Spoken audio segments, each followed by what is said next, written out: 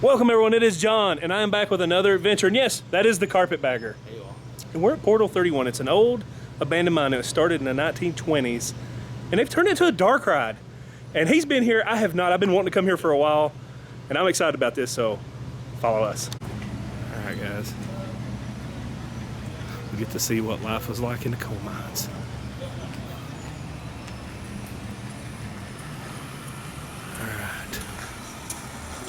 Safety and just knowing how enough. Impulsive, improvising, patient, and community. These are all bad things. A lot of times back in the old days when the husband would pass away, sometimes it's up to the oldest son to take his place in the mines. So it's very common for 8 to 10-year-old kids actually working in the coal mines. You imagine. There's the old Miners Hotel.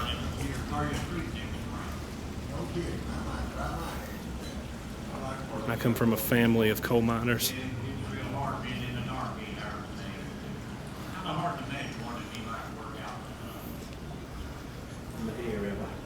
Coal mining mannequin.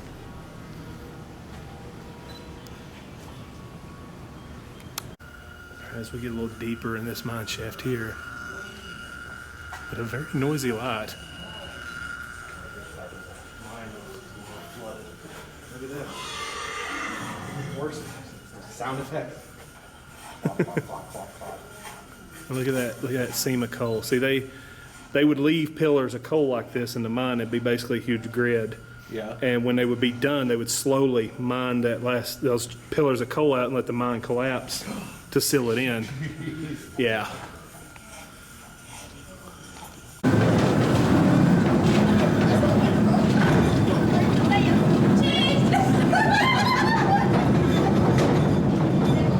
Actually an old mining scoop he's driving there. Hey Jacob, you What? excited about going into an old abandoned mine from the 20s? Yes. Nervous? No, they got this handled. Oh yeah, it's safe. Ish. In the surrounding town of Lynch was built by a company called U.S. Steel. At the time, U.S. Steel was one of the biggest corporations in the world, and they needed coal to fuel their steel plants in places like Pittsburgh, Birmingham, and Gary. They had discovered that the coal here in this part of Kentucky was some of the best for steel making, so they built this town and opened this mine. By the time Portal 31 was closed in 1963, millions of tons of coal had been hauled out through the tunnel we're sitting in right now. Okay, everybody ready? Arms and legs inside. Safety first. Remember, it's the miner's motto.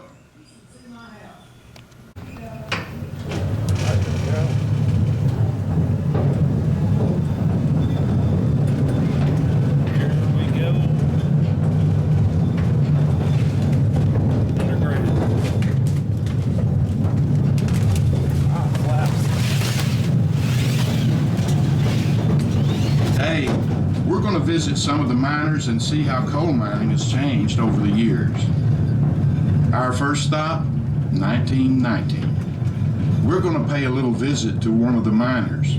His name is Joseph Marcelli, and he immigrated here with a lot of other miners from Italy and over 32 other countries. They came here looking for a better life. Okay, Nelly, let's take a little break. Coming to America, it was a good thing I did. Even so, it was hard. So many, Mama, Papa, Giuseppe, Amelia, they are still in Sicily. I'm afraid I will never see them again. But my darling Maria and the bambinos, they won't have to live the way we did there.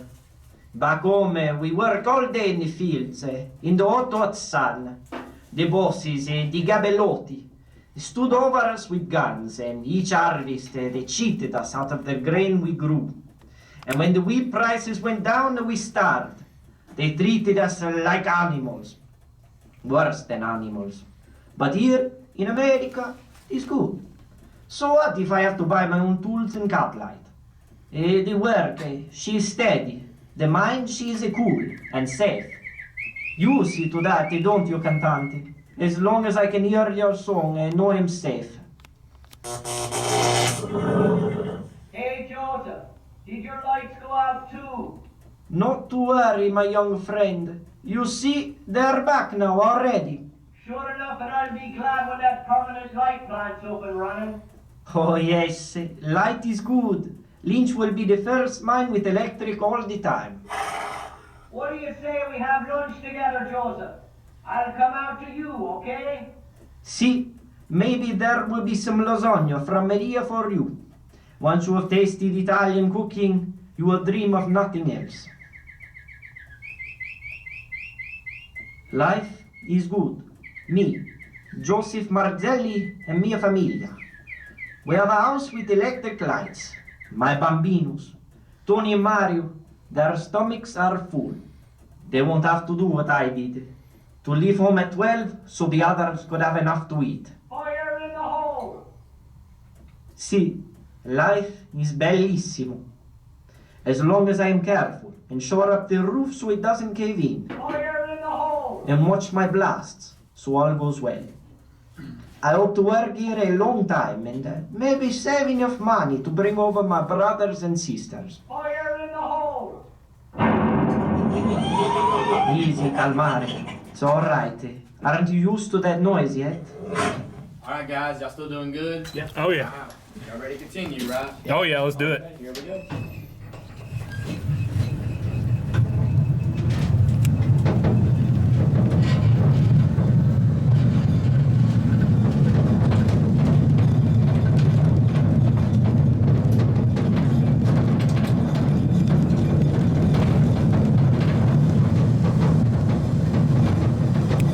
As we move on, so does time. At our next stop, 10 years have passed. The year, 1929. The mining here at Portal 31 keeps going deeper and deeper into Black Mountain, and more coal keeps pouring out. We're changing how the mining is being done, too.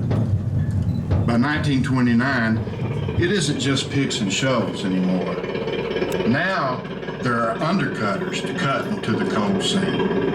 It's a process called conventional mining, and it's got 4 steps. But let's let Joseph explain them to you.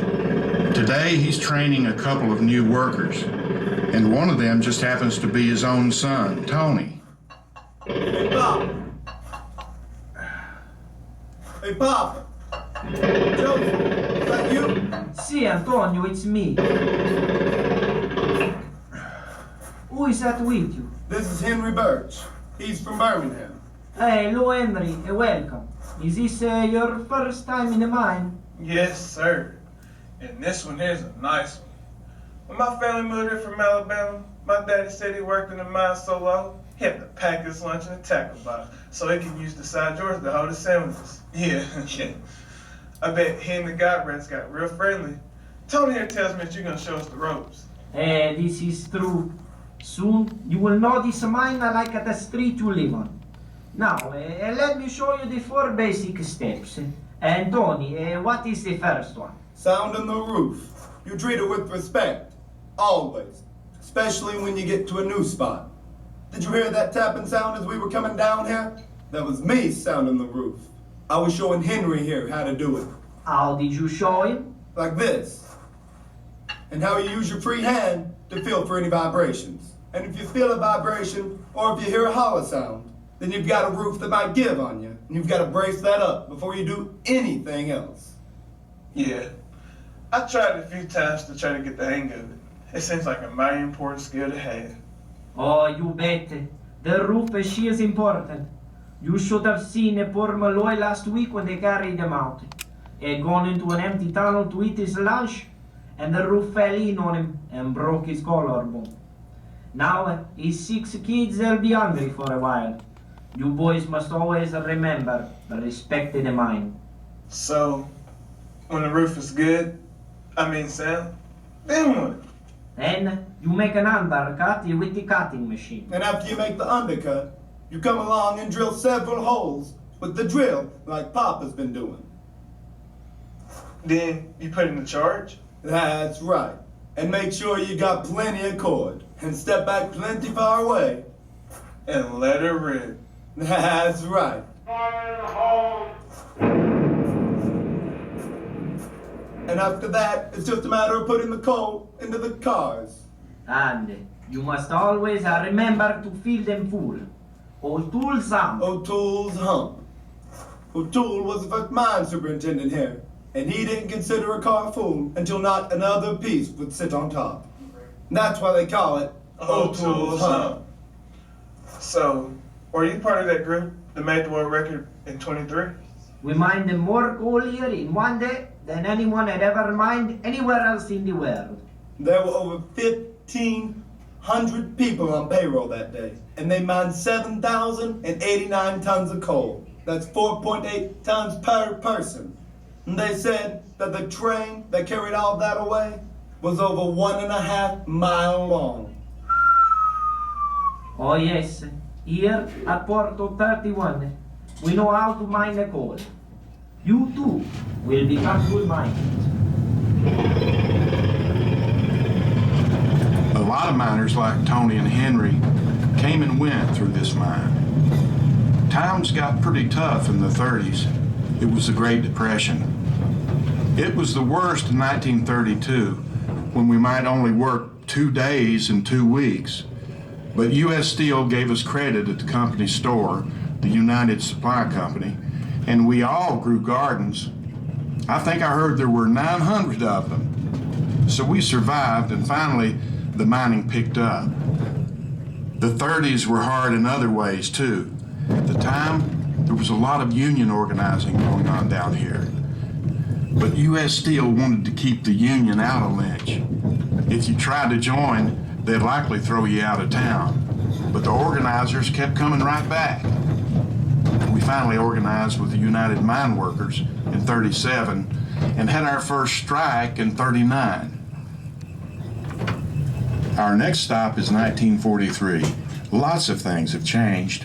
For one thing, the country's at war, and everyone is pitching in to help the war effort. You can hear the change. It's much noisier. The equipment is bigger, and there's a lot more of it. Underground telephones, roof bolters, coal haulers, and the latest mining innovation, the conveyor belt.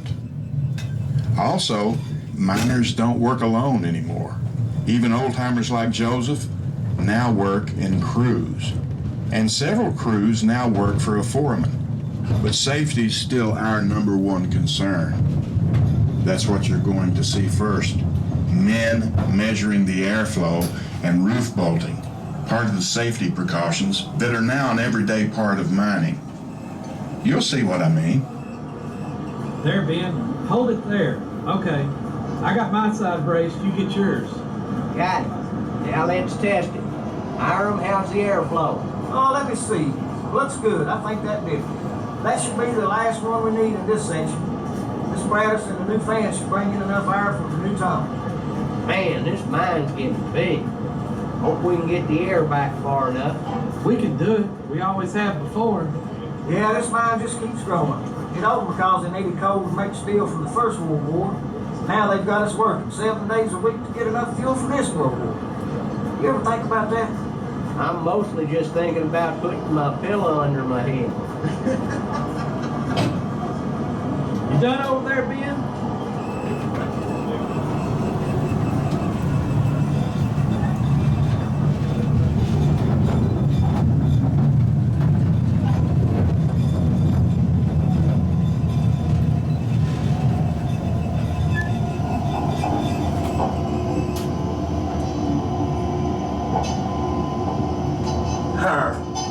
Can you help me with Sergi here?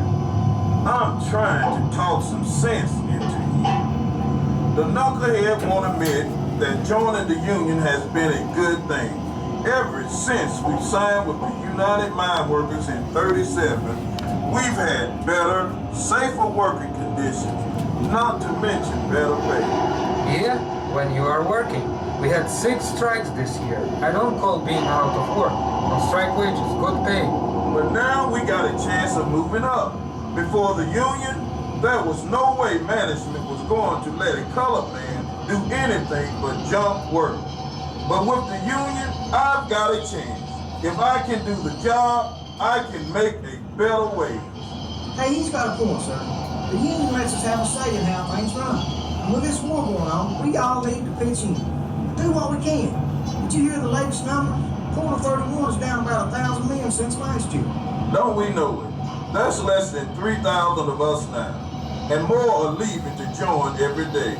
You know Billy Mozella, Joseph's grandson. The minute he got out of high school, he signed up. He's on his way to the Pacific right now. You know, I've thought about it myself, but I'm 38, just too old. Not too old, man. The reason they won't let you join is because you've been a miner so long. They need you here in the mines. Somebody's got to provide the fuel for the factories so we can win this war. That's our job.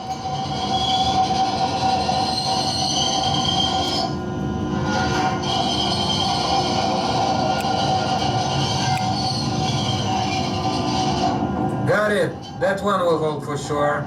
It felt pretty solid. Hey, those steel bolts will last forever. Yeah, this is a lot better than the old post and beam method. Can you remember how hard it was to set those posts by yourself? Oh man, what a backbreaker.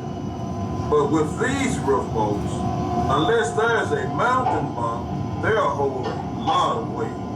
And we will have a lot fewer roof falls. So, Sergeant, you think we can set 3 more before lunch? I'm game if you are. Roof falls have always been a major cause of death and injury. These new roof bolts are steel.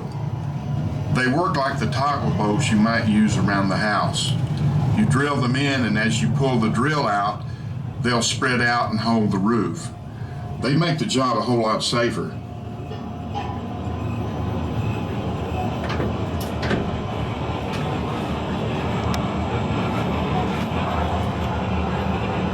See you tonight at the game? I'll be there.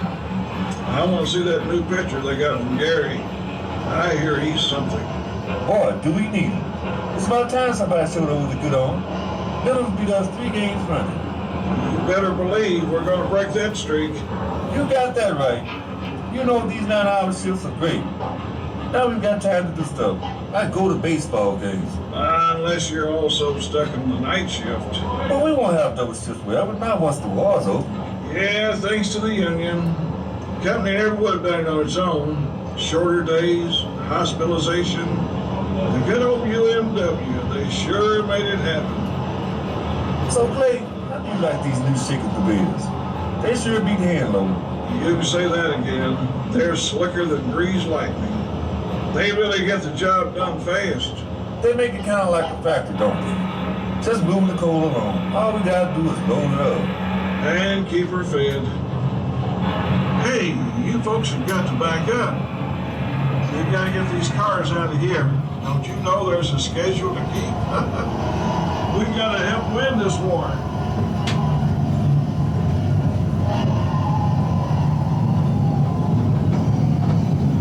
No, we're going backwards. If we was out on strike last year, No, but I have a feeling you're going to tell me. 64 days I could have been making money. I don't know how much longer I'm going to stay here. I think I just might join my brother and his family up in Detroit. The work's steadier there. They have unions up there, too. But there's a war on. Do you really think we should be stopping work to go on strike? Good point. By the way, I heard your little brother was thinking about enlisting. Bobby? He's been talking about it a bunch. He's thinking about trying to qualify for sharpshooter. He'd be good at it too, all the squirrel hunting he's done. Fact was, lots of miners weren't allowed to enlist during World War II. Mining was a protected industry. That meant you were exempt from the draft when your skills were needed for the war effort at home. And after November of '43, unions weren't allowed to strike. But the Ickes-Lewis Agreement gave miners some benefits, like a 9-hour portal-to-portal day, and it required the company, not the miner, to pay for tools, blacksmithing, lights, and other fringe benefits. But remember, the agreement also stated that because of the war, no strikes were allowed. It remained in effect until August 1945.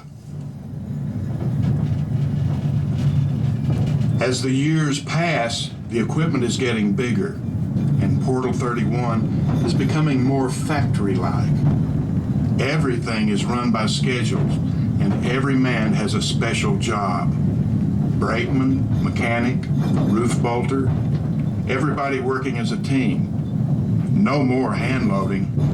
Everything is becoming mechanized. Our next stop is 1960. 3 years before Portal 31 will be shut down forever. And there's a machine that's making big changes in how mining is done. The Wilcox. It's a continuous miner. One machine that does the work that an entire crew did before. As with all equipment, especially heavy-duty industrial machines, maintenance is critical. And that's what's happening here. 2 men changing the cutting bits on a continuous miner. I think that's got it. I sure hope that Brady learns how to stay on the top. He hits so much rock, he's wearing down these bits something fierce. You'd think he would have learned that by now. Oh well, old dogs and new tricks. Oh boy, Jim, I'm beat. Am I ever glad this shift's almost over? By the way, I heard somebody at lunch say that maybe we're done with continuous miner in this section. That's right, Billy. This section's pretty well mined out, so we're going to move it to number 3 heading tomorrow. You know, my daddy and granddaddy first mined these sections, and now we're pulling the pillars out. I'm a 3rd generation coal miner, and altogether we've seen lots of changes here. My grandpa Joseph mined by hand with a pony team. My dad and his brother mainly worked conventional mining. But by the time I started, it was machines like this one that did most of the work. And it seems like they just keep getting bigger and better. And it's our job to keep them running. There's been other changes too. Yeah, like the pay. In 1918, when Grandpa Joseph started here, he got paid less than 50 cents for each ton that he mined. By the time he died in 47, miners were being paid hourly. I think it was about $1.60 per hour. Joseph died of black lung, didn't he? You know, he worked in the coal mines for 30 years. Most of that time, they didn't know what breathing coal dust could do to you. Yeah, a lot of miners got black lung, and we owe a lot to those guys. You bet we do. Oh well, our shift's over. The crew in the next tunnel will be up and running any minute now. Time to get going. As a matter of fact, that sound you hear now is the continuous miner at work in the next tunnel. It's pretty noisy, so be ready. But don't worry, we'll be safe.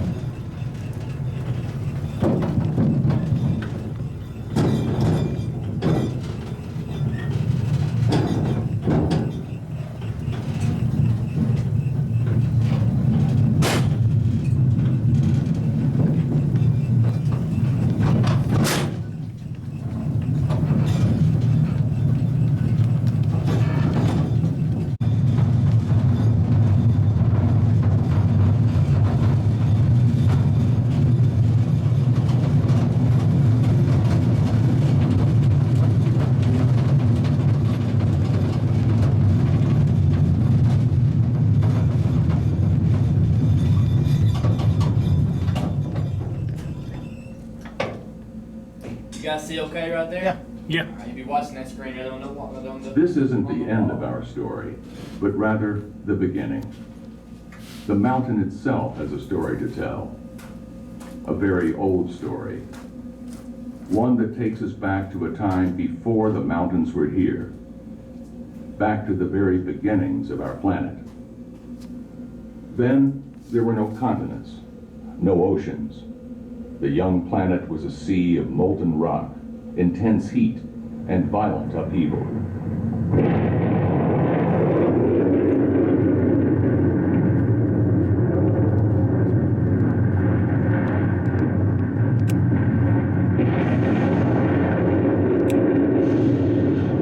But as it began to cool, it also began to rain, and much of the Earth's surface was covered by shallow seas. Life, as we know it, began. Slowly, over millions of years, vast swamps grew out of the seas, and then giant forests of mosses and ferns, all competing for life. Plants and animals lived and died, sinking to the bottom of the swamps. They carried with them stored energy from sunlight, now held captive in this decaying matter, buried in mud and sand, layer upon layer, year after year, for millions of years. But the Earth was still young. Land masses were still forming, ever changing. The sand and mud moved and shifted, and as more layers were added, their immense weight created enormous pressure on the underlying deposits, which over time formed various types of rock, as well as other formations, some energy-rich in composition, huge pockets of natural gas, vast deposits of oil, and countless seams of coal.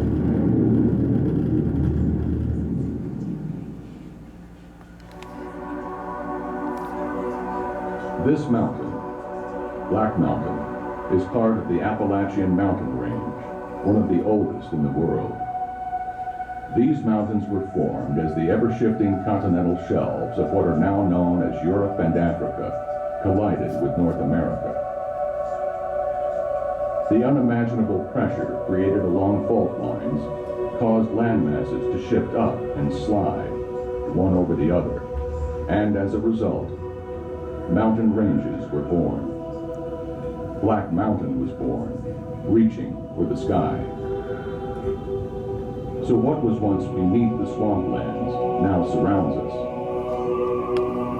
The tunnel we are now in once held a rich seam of high-grade coal.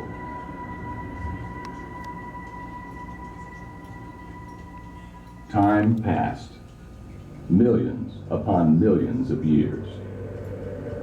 The Earth continued to evolve. Millions of species of plants and animals evolved as well. And man, with the abilities of reasoning and conscious thought, would begin to relate to the world around him. For thousands of years, mankind would use what was on the Earth for food, shelter, and fuel.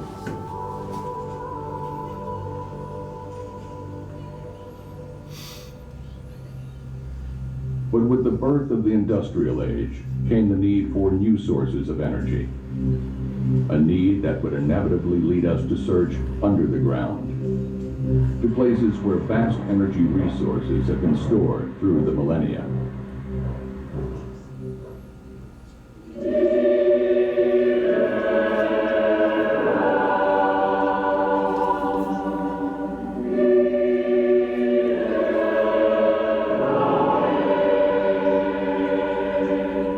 The search for coal would eventually lead here, to this place in the Cumberland Valley, to Black Mountain, the source of a multitude of high-grade coal veins reaching from here to West Virginia.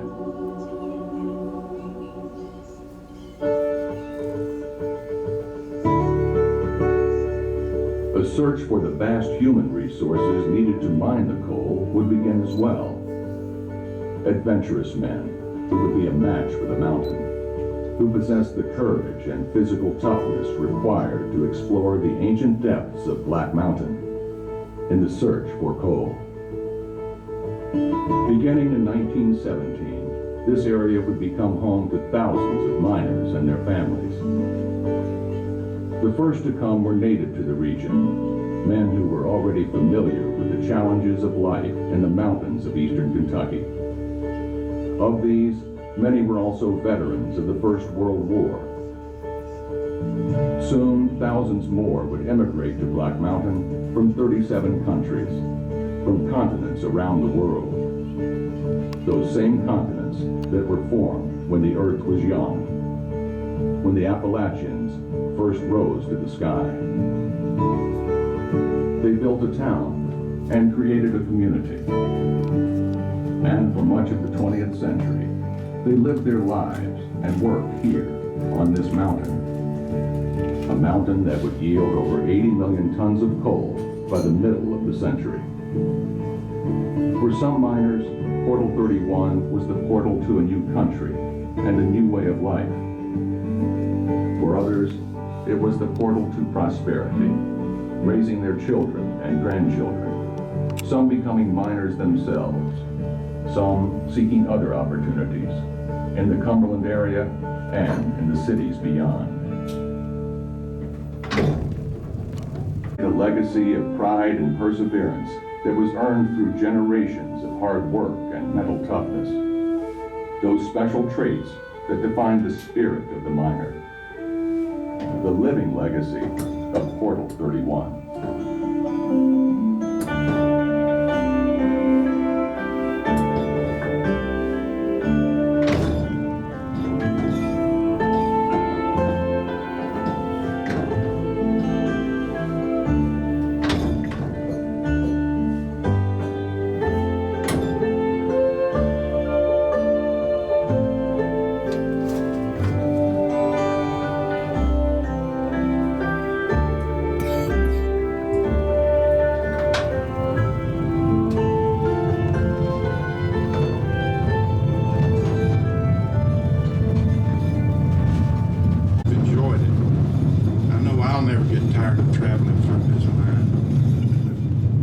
Coal was mined here in 1963.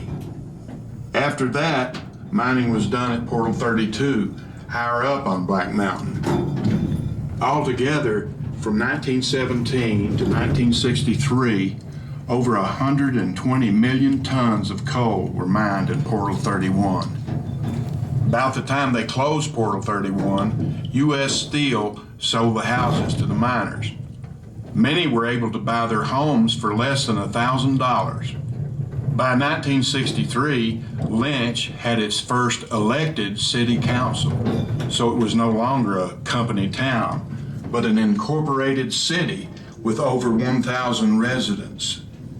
Today, most of the mineral rights and the 19,000 acres of land that were owned by U.S. Steel are owned by the ACIN Corporation, LLC. Mining still goes on in the region, but there's less room and pillar mining like you've seen here in Portal 31. Technology has progressed so that most of today's coal mining is done by longwall mining, strip mining, and mountaintop mining. You know, in the 46 years that this mine was open, it played a pretty big part in helping create the industrial might of America in the 20th century. It helped to win 2 world wars.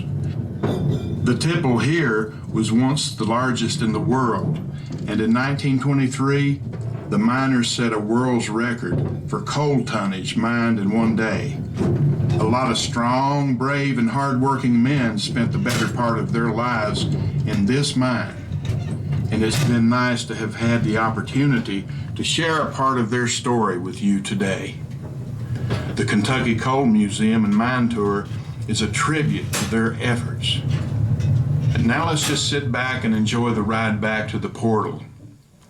You know, sometimes when I listen real close, I feel like I can hear the mine speaking to me. Or maybe it's just a whisper of the thousands and thousands of stories that the miners shared with each other as they made their way into and out of the mine. Can you hear it too?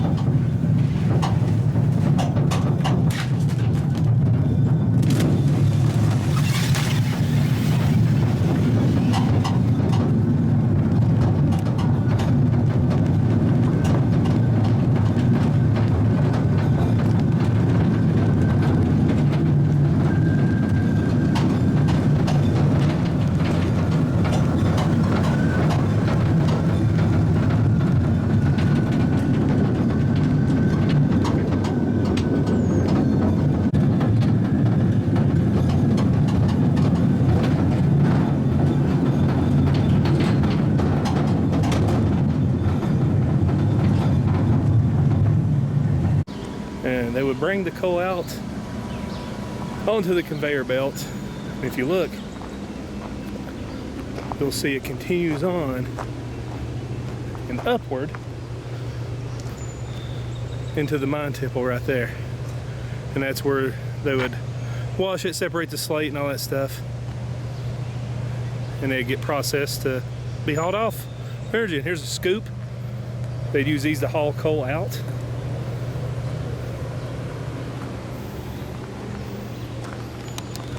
There you have it, Portal 31. Really awesome, really unique experience. I highly suggest you get your butt down here and check that out. If you're interested in coal history and you want to actually tour a real abandoned mine. Well, it's not so much abandoned. It's non-functioning. Non-functioning mine. That's a good way to put it. But anyways, guys, thanks for watching. If you want to help support this channel, I do sell t-shirts like this, but not anymore, but there's other t-shirts. And I have a Patreon. I have a Patreon where I send you cool stuff. Anyway, guys, thanks for watching. Take it easy.